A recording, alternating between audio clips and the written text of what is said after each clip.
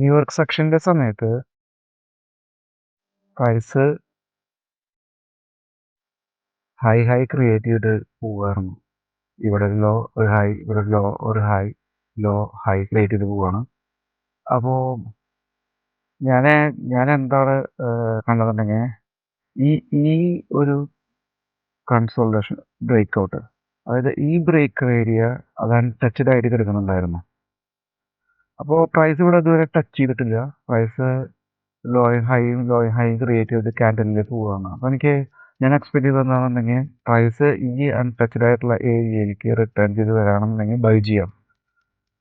നമ്മുടെ first target ഞാൻ always ഒരു 20 വിപ്പിൽ സെക്യൂർ ചെയ്യാം. പിന്നെ ഈ ഹൈ നമുക്ക് TP വയ്ക്കാം എന്നുള്ള രീതിയിൽ എക്സ്പെക്ട് ചെയ്തതുപോലെ പ്രൈസ് റീട്രേസ് ചെയ്തിട്ട് ഏകദേശം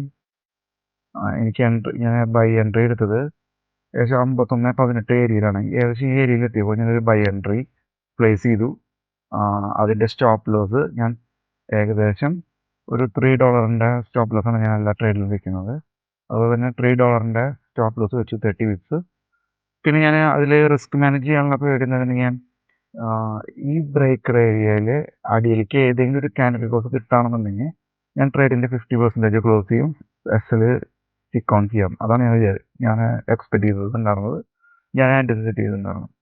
അപ്പോൾ ഇതുപോലെ തന്നെ പ്രൈസ് വിചാരിച്ച പോലെ തന്നെ ഏകദേശം ഈ ഏരിയയിലെത്തി. എനിക്ക് അവിടെ ബൈ എൻട്രി എടുത്തു. പ്രൈസ് ഏകദേശം ഒരു 20 വിപ്പ് പുഷ് ചെയ്തപ്പോൾ ഞാൻ $8 സെക്യൂർ ചെയ്തു. അതായത് 0.5 ആയിരുന്നു എൻ്റെ എൻട്രി, അതിൽ ഞാൻ 0.4 സെക്യൂർ ചെയ്തു 20 വിപ്സിൽ. അപ്പോൾ എനിക്ക് ഏകദേശം $8 ഞാൻ സെക്യൂർ ചെയ്തു. അതിനുശേഷം ഞാൻ ട്രേഡ് ബ്രേക്ക് ഇവൻ ചെയ്ത് ട്രേഡ് റൺ ചെയ്തു. ഞാൻ TP വെച്ചത് ഈ ഏരിയയിലാണ്. പക്ഷേ പ്രൈസ് എന്ത് ചെയ്യാന്നുണ്ടെങ്കിൽ ഞാൻ മേലെ പോയി ഇന്ന് കൺസോൾട്ടേറ്റ് ചെയ്ത് ഏകദേശം ഈ വീക്കിൻ്റെ അടുത്ത സമയത്ത് എൻ്റെ ബ്രേക്ക് ഇവൻ ഹിറ്റ് ചെയ്തിട്ട് പ്രൈസ് നമ്മൾ വിചാരിച്ച പോലെ മേലേക്ക് പോയി. It's okay. ഞാൻ എക്സ്പെക്ട് ചെയ്തത് എൻ്റെ എൻട്രിയിൽ നിന്ന് ഏകദേശം ഒരു 20 വിപ്പെങ്കിലും പുഷ് ചെയ്യണം, അങ്ങനത്തെ എൻട്രീസാണ് ഞാൻ കൂടുതൽ നോക്കാറ്. ഈ ബ്രേക്ക് ഏരിയ സെലക്ട് ചെയ്യാനുള്ള കാരണം ഈ ബ്രേക്ക് ഏരിയയിൽ നിന്ന് ഏകദേശം ഒരു 50-60 പിപ്പ് ഈ ബ്രേക്കർ ഏരിയയിൽ നിന്ന് പുഷ് ചെയ്തിട്ടുണ്ട്. അപ്പോൾ ഞാൻ ആൻറ്റിസിപ്പേറ്റ് ചെയ്തതെന്താണെന്നുണ്ടെങ്കിൽ ഇവിടുന്ന് റീട്രേസ് ചെയ്യുകയാണെങ്കിൽ ഞാൻ എനിക്ക് താല്പര്യമുള്ള ഒരു 20 പിപ്പെങ്കിലും ഇവിടം തൊട്ടിട്ട് ഇവിടം വരെയുള്ള റേഞ്ച് എന്ന് പറയുന്നത് ഒരു 50 വിപ്പുണ്ട്. 20 പിപ്പ് എങ്കിലും നമുക്ക് സെക്യൂർ ചെയ്യാൻ പറ്റുന്ന രീതിയിലുള്ള ബ്രേക്കറാണ് ഞാൻ സെലക്ട് ചെയ്തത്. അപ്പോൾ എന്തായാലും ആ ട്രേഡ് പിന്നാണ് $8 ഞാൻ സെക്യൂർ ചെയ്തു. പിന്നെ നോക്കുകയാണെന്നുണ്ടെങ്കിൽ പിന്നെ ആ ഏരിയയിൽ പിന്നെ പ്രൈസ് വന്നിട്ടൊന്നുമില്ല.